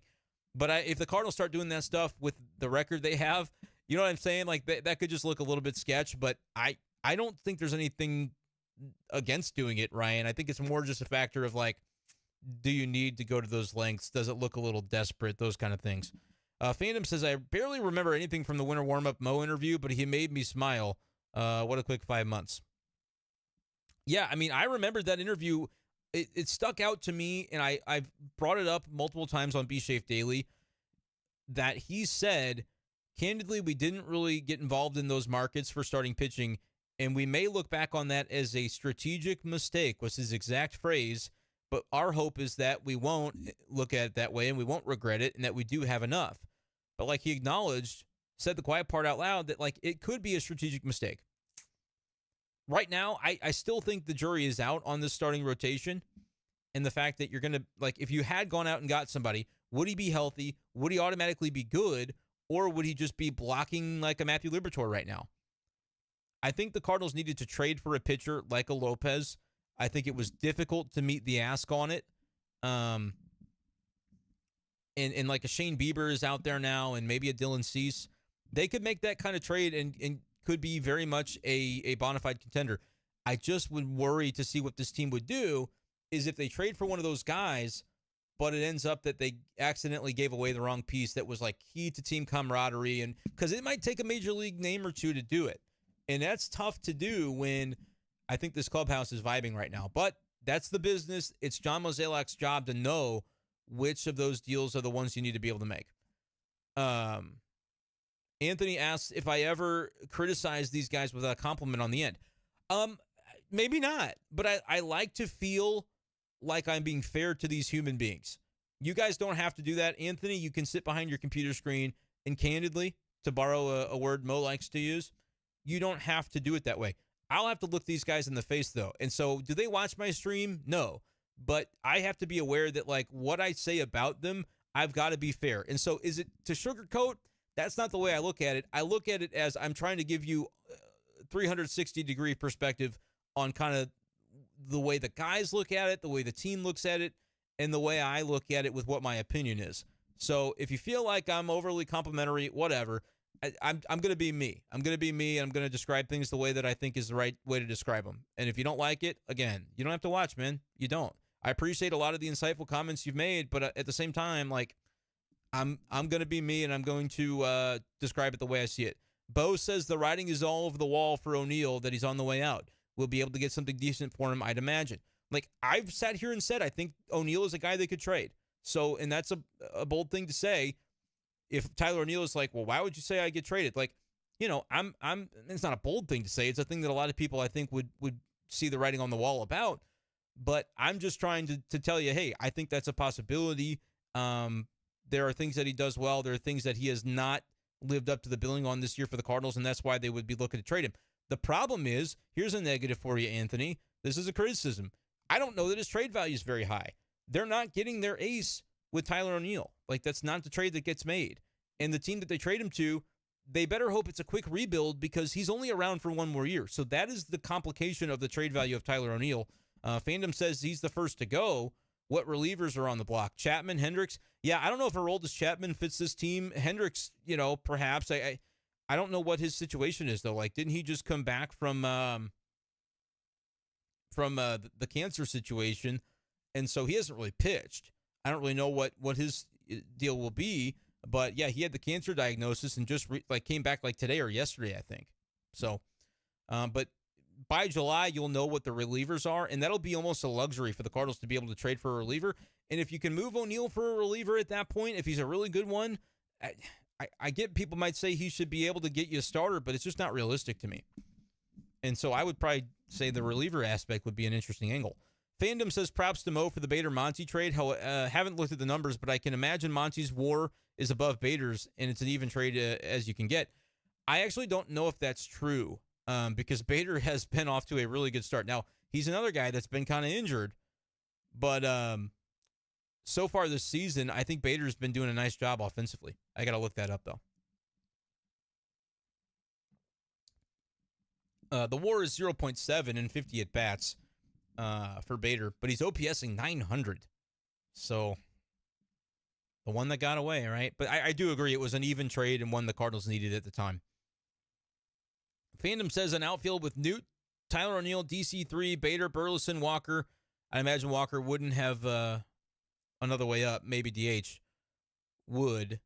And I don't know, the comment really didn't get finished there. But, yeah, like, Burleson's fit in all of this is really interesting at this point, too, because it's like, what is the way they go about that with him? You know, is he going to be in the lineup? Is he not? He played a key role tonight with a couple of nice catches. I mean, they were pretty routine plays, but Yepes may not have gotten them. So, yeah, there's a lot of outfielders. And by the way, the moral of this story is that it's John Mozeliak's job to get it right. He's got to figure out which outfielders need to be the ones that ultimately play every day. or stay on this team or don't. Like, Ollie's going to set the lineup, but Mo has to figure it out from a managerial standpoint of the roster and know which ones are right and which ones are wrong for this team. And that's going to get tough because, like in the offseason, everybody wanted Nootbaar, but Mo knew, no, you can't trade Nootbaar. He's the one that's a staple to this team. Who are the guys that aren't staples, but you can still get trade value out of? That is the question that Mo's going to have to answer. And I think certainly it'll be pitching that you look for because they are covered positionally at basically every spot. I mean, they've got Luke and Baker that they're basically scoffing at the idea of bringing him up because he's hit, bunch of home runs and OPSing 1,000 in the minors, but they got nowhere to put him and nowhere to play him. So they're fine offensively. Pitching would be the deadline target for this team. Fandom says that 500 never sounded so good right now, and I agree. Fandom likes the way the screen looks, and it is a new graphic under the webcam. My buddy CJ made that for me, and it's kind of going to be what you'll see when I start up a stream. I might say, hey, it's going to be 10 o'clock. Like, let's assume they're on the road. It's going to be 10 o'clock we start tonight or whatever it's going to be. I will start the stream right then, even if it's 15, 20 minutes in advance, and I'll put that'll be what you see on the screen, so you can at least log in, get yourself comfortable and cozy, get your comments in to get going. That's kind of going to be the way we do it as like a little intro just to have in front. And we might make some intro video and really up the production value of the show. But for now, it's just going to be kind of a placeholder screensaver that you're able to look at and say, hey, Be Safe Daily Live is coming tonight. I just might not be right yet. And that'll give me a chance to actually have the stream up, tweet it out. And that way I won't have to like worry about, I don't look good I'm not ready to be on camera right now. So I can't start the stream. No, I can start the stream and I can just put that on there. Will allow me some more flexibility. Evan's got Gorman in fantasy, so he's having a good day for sure. Yeah, that is a good thing to have. WAR since the trade, forgot to say that. Yeah. Montgomery's WAR last year was substantial for the Cardinals, no doubt. Ryan says O'Neill's going to be gone in a little more than a month, and a little more than JoJo Romero in a month. Yeah, they're going to maybe it could be a reliever. I hope it's a good one though. If they do trade him, but not to say JoJo's not a good reliever, but he has been very kind of replaceable so far this year. That's why he's in Memphis. Anthony says O'Neill ain't bringing you an ace, would be trading prospects for sure. I agree with you there, Anthony. I don't know what prospect you trade, though. Like, pitching prospects, all right, they're all, you could trade any of them, and I could understand it. Even like a guy like Zach Thompson, I really think has a future, but if you can get your dude, your Dylan Cease, your Shane Bieber with in a Zach Thompson deal, yeah, you might have to include him. The offensive side is what's tough for me because Mason Wynn's name is going to come up a lot. Jordan Walker's will too, and they'll be like, yeah, right. Mason Wynn's name's going to come up a lot, and they're going to look at it and go, well, we've got these shortstops already on the roster. Maybe we could. I don't know if the Cardinals feel that way, though, because they recognize that Paul DeJong is probably still a short-term asset for this team. The what's it called? The contract that he has, the option, is kind of prohibitive. I think it's like $20 million. I don't think they sign him to that. So Mason Wynn's going to be on this team next year. You just can't trade him. Yepes will be the centerpiece of MLB talent in their biggest deadline deal. But Yepes is not a guy that I think is worth a lot in trade. Like, teams are going to look at that and go, Cardinals, you're not playing him, so what makes you think we want to? Now, granted, there will be teams that look at Yepes and say, hey, this bat could be a very legit DH for us. If we're a rebuilding team, throw him out there for the final 2 months and see what he does. Maybe he OPSs 900 and hits 10 dingers in 2 months, and now you've got something. But they're not going to tell the Cardinals that when they negotiate. They're going to go, look, dude, we know that he's got no position. So, he's just not that valuable. That's my thing, is I don't know what he could actually bring in part of a package. Sadly, got to get some better players for all this depth. And you're right, Fandom. It's going to be a battle. Going to be interesting to see what they're able to do. Fandom says Chicago was awesome last summer. Contreras go-ahead homer in the 8th and a fun game at Guaranteed Rate Field. Very cool. And this will be the last question I get to that hasn't been typed yet, so get your final questions in. But Anthony says, why would you not start Libby? That's insane, man. You can't keep messing with these guys' developments. Let the fans start seeing the return on the Randy trade so they can stop hating Libby for no reason. I mean, you shouldn't be hating Libby anyway. He's got nothing to do with it. He was a high school guy when he was drafted in the first round and had to age into prospecthood. And now it's 5 years later, and he's ready to be a big leaguer. But that's not his fault that Randy Arozarena was the guy he was dealt for. He doesn't need that as a chip on his shoulder. He's got it. He's got the mentality, the bulldog mentality that he needs. I don't really think Randy's got much to do with it. But I agree. He should continue to start. it would be ridiculous to move him to the bullpen if even for one game. Have him in your rotation. Make it a 6-man rotation if you've got to. That's what you said you were going to do. So why then a day later move him to the bullpen? It doesn't make sense. Truman is just wondering, what's the conversation of a trade for Shane Bieber coming from? Won't Cleveland be contending? They might be.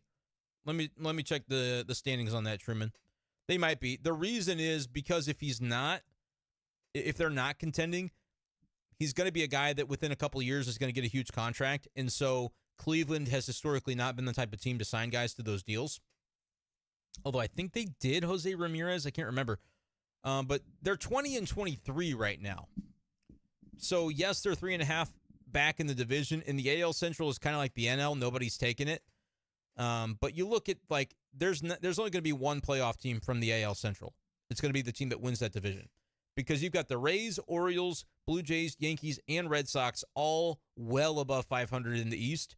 That division could see 3 playoff teams. That division could see 4 playoff teams. They could see every wild card come from the AL East.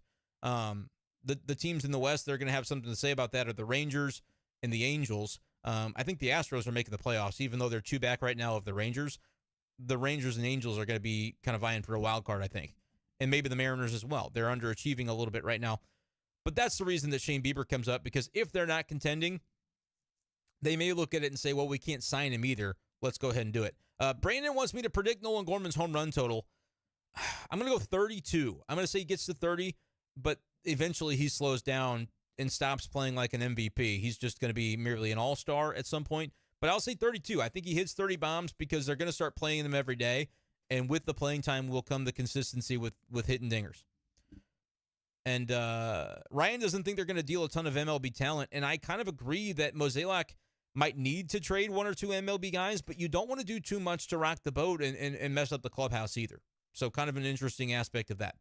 That is going to do it for this edition of the show, guys. We're almost 2 a.m. I appreciate you guys so much, but I got to get out of here on that. Thanks for listening. Subscribe and like the stream on the way out, and you can check out the YouTube channel as well for the other videos that I continue to post this weekend. Even if we don't have any lives, there will be videos posted, so get those notifications on so you don't miss them and watch them. And thank you guys so much. Tell a friend, send a friend the YouTube channel and say, hey, this guy's talking about the Cardinals. We have a lot of fun in the stream when he does live stuff. Check it out. And let's get those subs up. I'm trying to get to 800 first and then 1,000, man. That's the goal. So thank you guys so much. Good night. Appreciate you once again, and we'll talk to you next time on Be Safe Daily Live. Peace.